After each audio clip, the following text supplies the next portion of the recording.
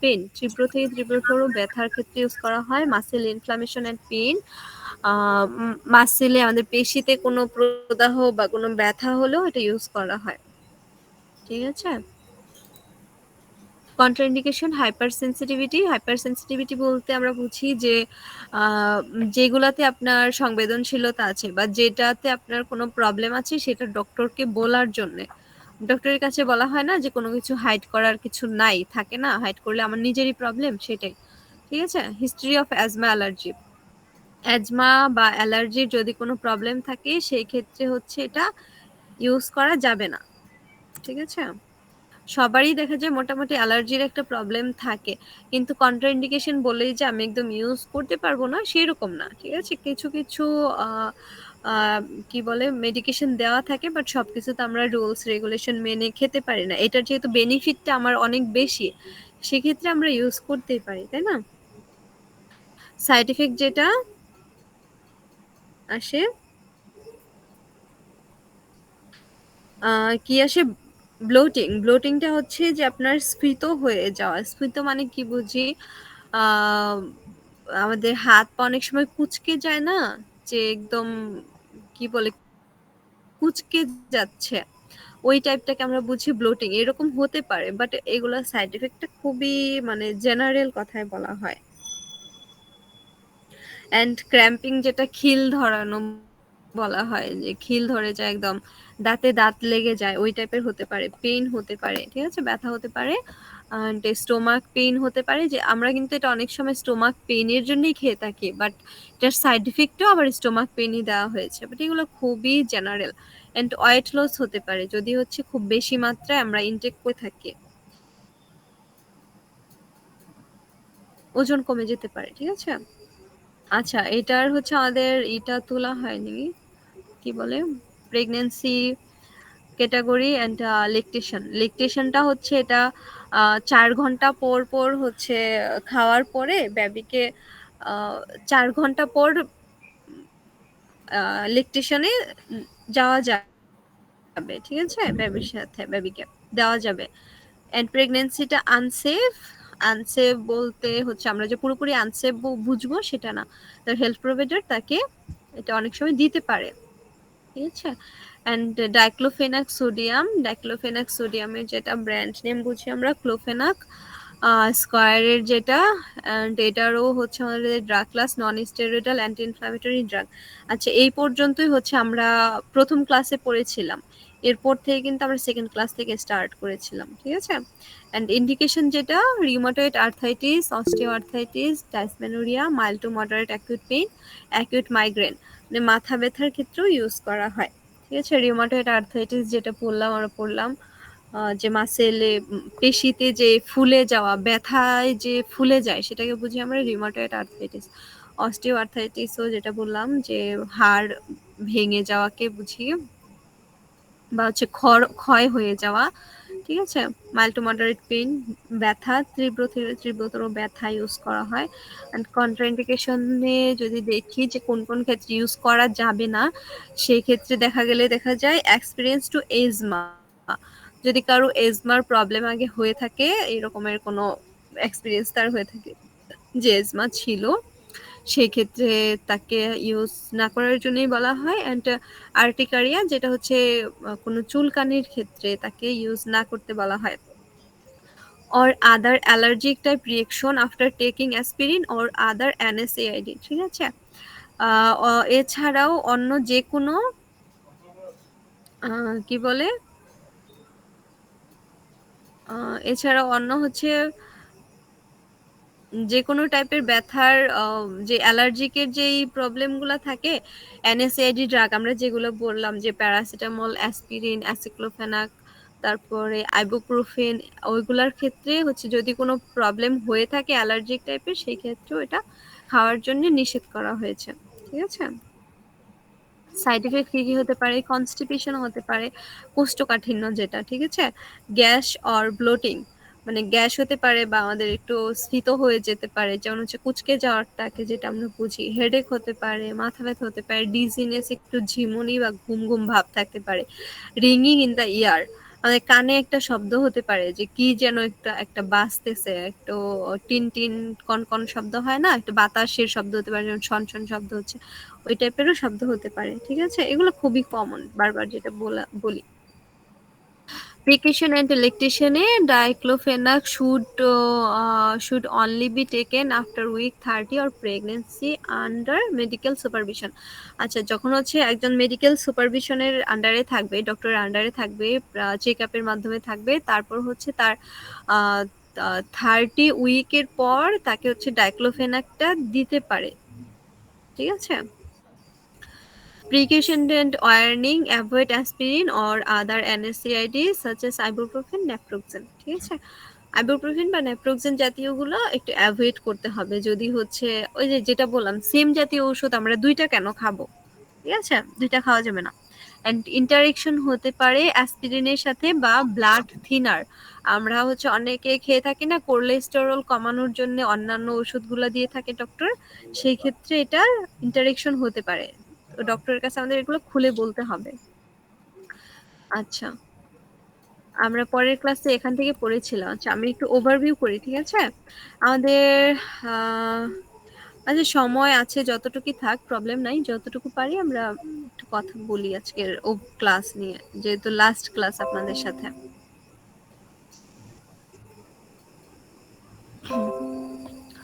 আচ্ছা, আমরা OTC medicine নিয়ে আমার ক্লাসটাতে কথা বললাম।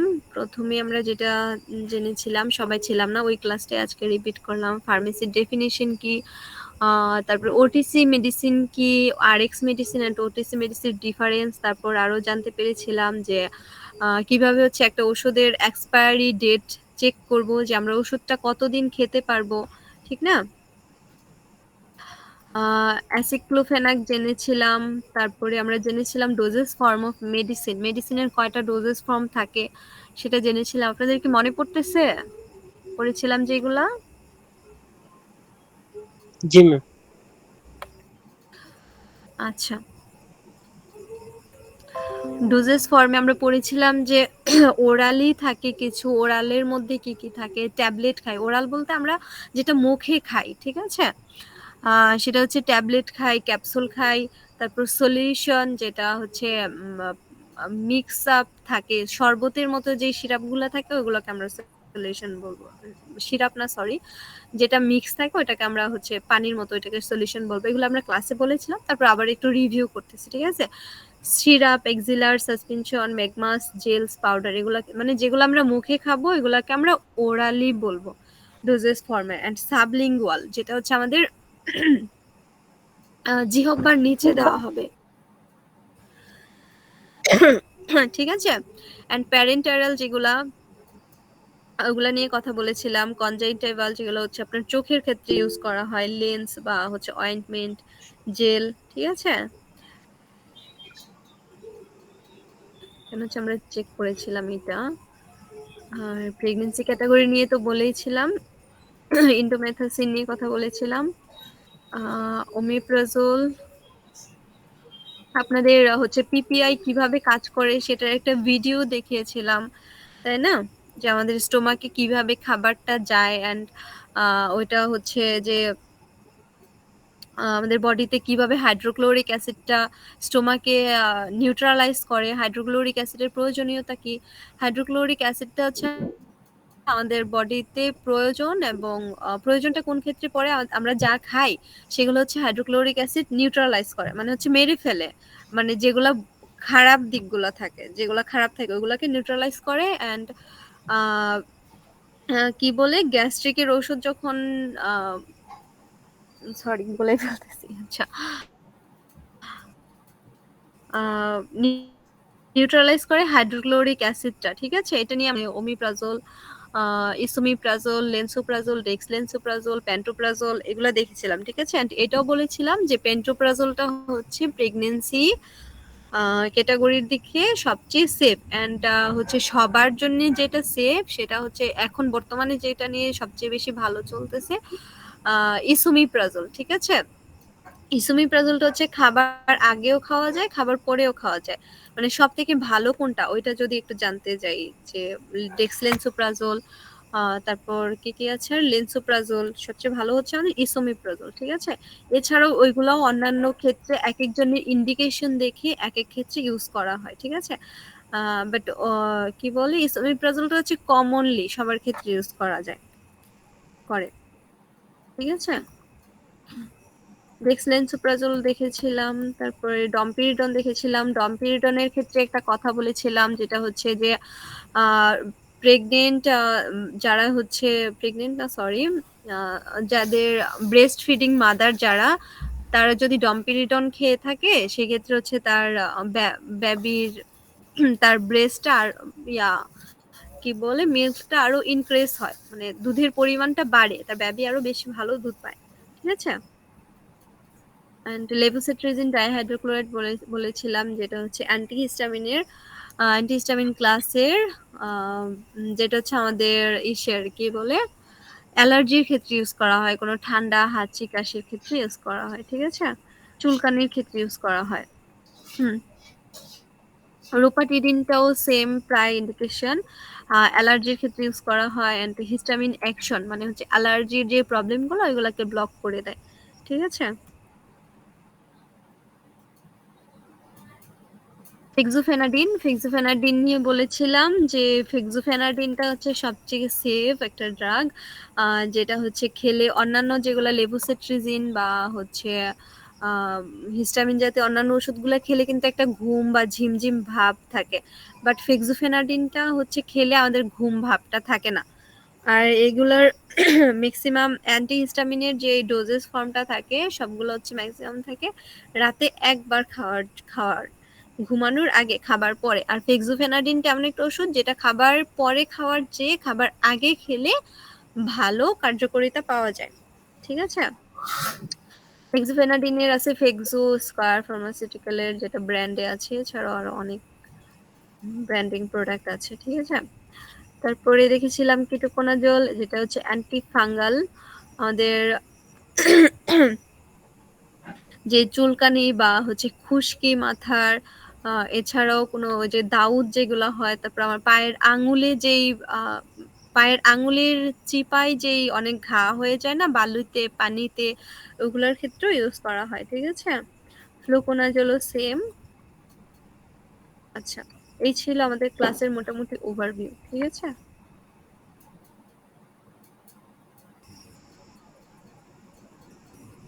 ম্যাম এক্সপায়ার ডেটেরটা একবার একটু বলেন। কোনটা? Expire date. ও আচ্ছা, এক্সপায়ারি ডেটটা। আচ্ছা, এক্সপায়ারি ডেটটা আমার হাতের কাছে এখন কোনো ওষুধ নেই। আপনাদের হাতের কাছে কোনো ওষুধ যদি থাকে তাহলে দেখতে পারবেন যে হচ্ছে লাস্টে একটা সাল দেওয়া আছে। আপনার হাতের কাছে কোনো ওষুধের ইয়া আছে? সিসি যেটাকে বলে, একটা পাতা যেটাকে বলে। ওটা দেখতে পারবেন যে প্রথমে একটা ব্যাচ নং দেওয়া আছে বা হচ্ছে একটা ডেট দেওয়া আছে, এরপরে হচ্ছে লাস্টে একটা সাল দেওয়া আছে। 2 বছর থাকে একটা ওষুধের এক্সপায়ারি ডেট, ঠিক আছে? যেমন আমার এটা 22 সালের জুন মাসে তৈরি হলো, ওইখানে দেখবেন 0622 লেখা থাকবে। আর এরপরে একটু গ্যাপ দিয়ে বা নিচে একটা কিছু লিখে তারপর লেখা থাকবে যে 06 22 হলে 24 শেষ হবে। আচ্ছা, আমি 22 বলে ফেলছি, 23 চলতেছে, ওকে। তারপর হচ্ছে 25 লেখা থাকবে, বা হচ্ছে 23 যদি থাকে তাহলে হচ্ছে আপনার ওই 25 থাকবে, ঠিক আছে? এরকম একটা আপনার যে কোনো সময় হাতের কাছে নিয়ে দেখতে পারবেন। এছাড়াও যদি না বুঝেন আমাকে নক করেন বা গ্রুপে বললেও অনেক সময় হচ্ছে বলে দিব, ঠিক আছে? আমরা এই ক্লাসটা করেছিলাম, আপনি কি মিস করেছেন? ম্যাম নেটের সমস্যা ছিল। আচ্ছা, সব ওষুধে যে এখানে যেমন লিখা এরকম লিখা থাকে না। সব ওষুধের এই যে নিচে কি দেখতে পারতেছেন এরকম ছোট লেখাগুলা, মানে প্রিন্ট করা লেখাটা, যেটা এই যে 2 সাইডে আমার কার্সারটা দেখতে পাচ্ছেন? ম্যাম যেখানে স্পষ্ট হচ্ছে হচ্ছে না ঘুরাচ্ছি। এটা। আচ্ছা, এখানে স্পষ্ট না, বোঝা যাচ্ছে না। আপনি একটা ওষুধ হাতে নিয়ে দেখলে খুব ম্যাম ভালো এমনি ক্লিয়ার হালকা বুঝতে হালকা বোঝা পারবেন। যাচ্ছে। হ্যাঁ, হ্যাঁ, হালকাই হালকা বোঝা বুঝা যায় যাচ্ছে। এটা। এটা খুব ভালো ক্লিয়ার করে দেয় না। তবে আমাদের হ্যাঁ। মনে রাখতে হবে যে একটা ওষুধের এক্সপায়ার হয় নাই, তারপরেও ওষুধটা যদি আমাদের প্রপার ভাবে না থাকে, যেমন অনেক সময় পানির সংস্পর্শে থাকলে এটা দেখা যায় যে একটু নষ্ট হয়ে গেছে, বা আমরা দেখলেই বুঝতে পারি এটা ডিসকালার হয়ে গেছে বা এটা খাওয়া যাবে না, এটা খাওয়ার অযোগ্য, তখন কিন্তু খাবো না। ঠিক আছে? এছাড়া হচ্ছে ওষুধ রাখার যে টেম্পারেচারটা, এটা হচ্ছে আপনার 25 থেকে 30 ডিগ্রি সেলসিয়াস টেম্পারেচারে রাখতে হয়। আবার অনেক ওষুধ যেগুলো হচ্ছে ইনজেকশন টাইপের, ওইগুলো দেখা যায় যে অনেক সময় বলা হয় ফ্রিজে রাখার জন্য নরমাল টেম্পারেচারে। বলে ডোজ এর বলে যে সাপোজিটরি, ওগুলো বলে আবার ইয়াতে রাখতে, ডিপে রাখতে, ডিপে বা নরমালে রাখতে বলে। ঠিক আছে? এক একটা এক এক রকমই থাকে।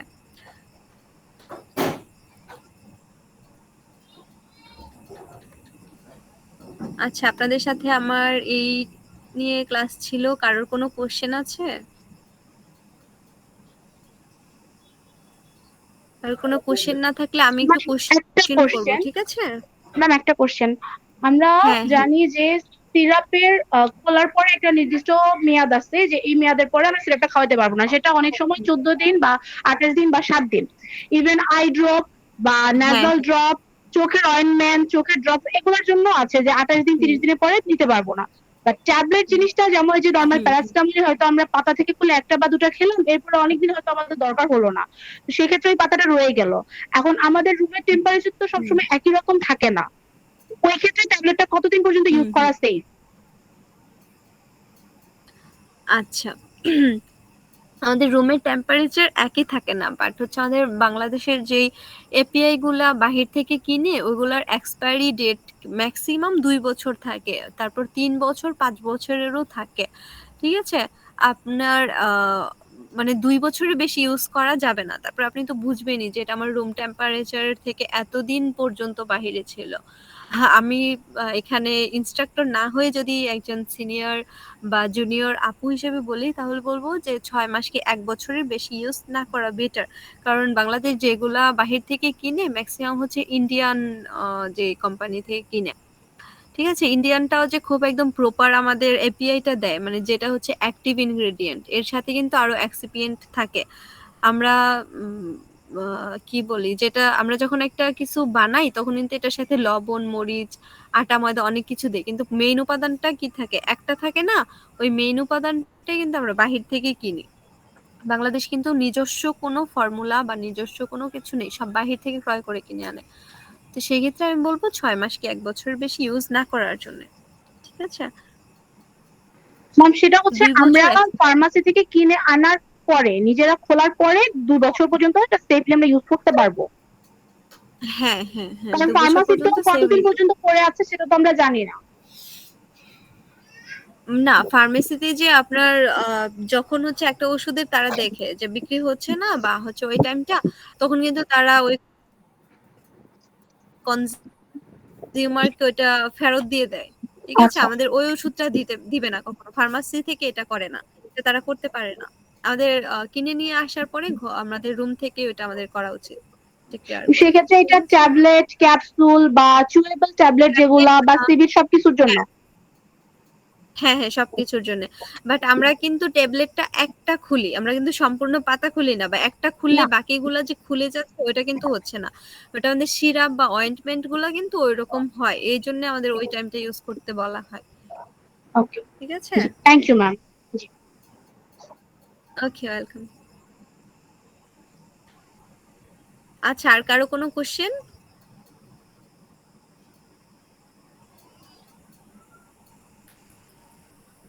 কোশ্চেন না থাকলে আপনারা সবাই একটু লিখে দিবেন যে হচ্ছে কি বলে, ফার্মেসি কথাটা কোন শব্দ থেকে এসেছে। ঠিক আছে? আর হচ্ছে সরি, এখানে দেখা যাচ্ছিল। আর এস আর মিনিং কি, NSAID ড্রাগের ফুল ফর্ম কি? বুঝা গেছে? 3টা কোশ্চেন। সবাই একটু লিখে দিবেন। পার্টিসিপেন্ট আছি আমরা 28 জন। 28 না 22 জন হয়ে গেছি। ওকে, 22 জন থেকে কতজন পার্টিসিপেন্ট করতেছেন দেখি। ফার্মেসি ওয়ার্ডটা কোন শব্দ থেকে এসেছে? আর হচ্ছে আপনার এসআর মিনিং কি, এনএসএআইডি ফুল ফর্ম কি? আচ্ছা, যে লিখতেছেন একটাতে সবটুকু লিখে দেন, 3টা অ্যান্সার লিখে দেন। একটা একটা করে লিখলে একজনেরই 3টা মেসেজ হয়ে যাচ্ছে। আচ্ছা,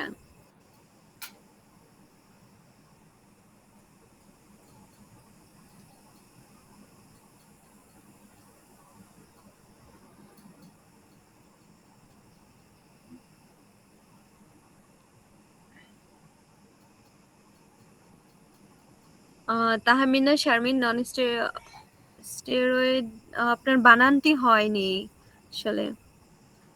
Greek sustain release, Ayesha Swarna আগে একবার বলেছেন যে নন স্টেরয়েডাল। আচ্ছা,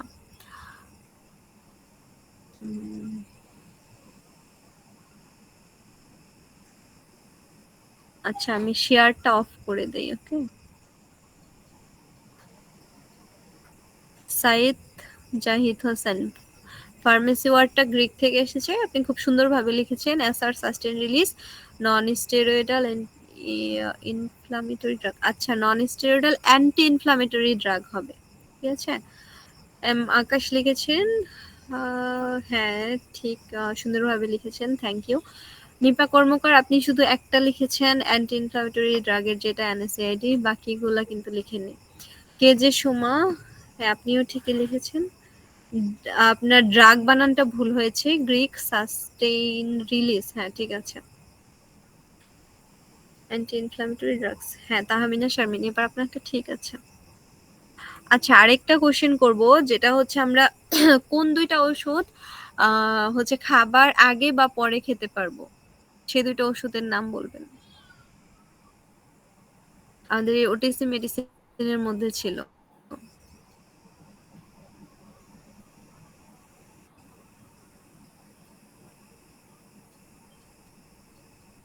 বলতে পারেন, না লিখেও সমস্যা নেই। ইমরান হাসান বলেছেন ইসোমিপ্রাজল, হ্যাঁ রাইট। কে যে সোমা, এমডি আমিনুর রহমান, হ্যাঁ আপনারা ঠিক বলেছেন।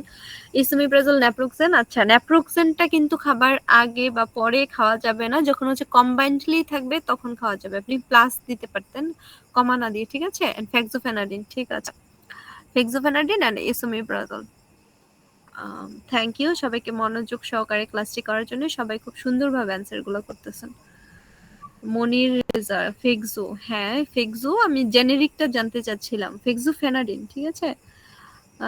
এম অ্যাশ যেটা বলছেন ন্যাপ্রোক্সেন এন্ড ইসোমিপ্রাজল, আসলে এটা হবে না। ন্যাপ্রোক্সেনটা তো আমরা হচ্ছে ভরা পেটে খাওয়ার জন্য বলবো, ঠিক আছে। বাট ইসোমিপ্রাজল এন্ড ফেক্সোফেনাডিন অ্যান্সারটা হবে এটা, ঠিক আছে। ন্যাপ্রোক্সেন এন্ড ইসোমিপ্রাজল যখন কম্বাইন্ডলি থাকবে তখন আমরা একসাথে খাবার আগে বা পরে খেতে পারবো। আচ্ছা, অনেকক্ষণ ক্লাস করলাম আমরা, প্রায় হচ্ছে 11:15 বাজে। সবাই খুব খুব ভালো থাকবেন, সবার জন্য অনেক অনেক শুভকামনা। আর ক্লাসের একটা রিভিউ সবার কাছে রিকোয়েস্ট করব যে পেজে দেওয়ার জন্য, ঠিক আছে। আমার জন্য সবাই দোয়া করবেন, ওকে। আসসালামু আলাইকুম ম্যাম। Thank you.